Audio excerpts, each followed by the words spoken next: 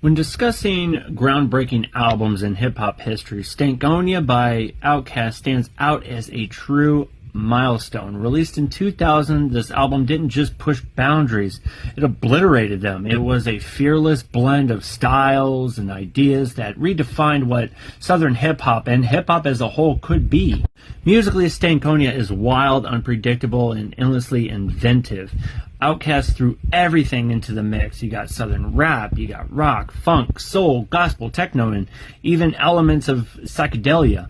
You know, the frantic, high-speed energy of B.O.B. Bombs Over Baghdad felt like the soundtrack to the future, while Miss Jackson mixed raw heartbreak with silky smooth melodies, making it one of the most beloved songs in their catalog. And one of my favorites, So Fresh and So Clean, brought classic Southern funk swagger with a laid-back, confident vibe.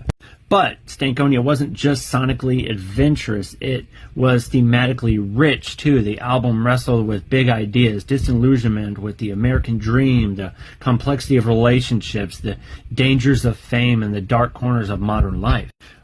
One of the most striking and haunting tracks is Toilet Tisha. The song tells a tragic story of a 14-year-old girl who becomes pregnant, feels overwhelmed, and tragically takes her own life in a public restroom stall, hence the title.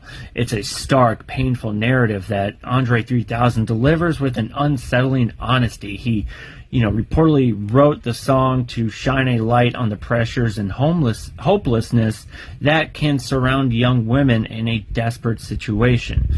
Issues rarely, if ever, addressed so directly in mainstream rap.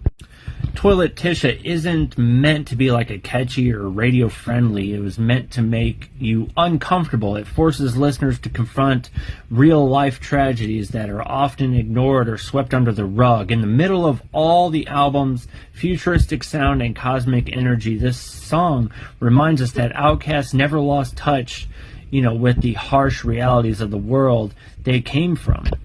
Beyond its individual songs, Stankonia made a massive cultural impact by putting Southern hip-hop on the map in a way that no one could ignore. Before Outkast, the South was often treated as an outsider in the larger hip-hop conversation, but after Stankonia, there was no doubt the South had its own unique voice, and it was loud, brilliant, and impossible to overlook.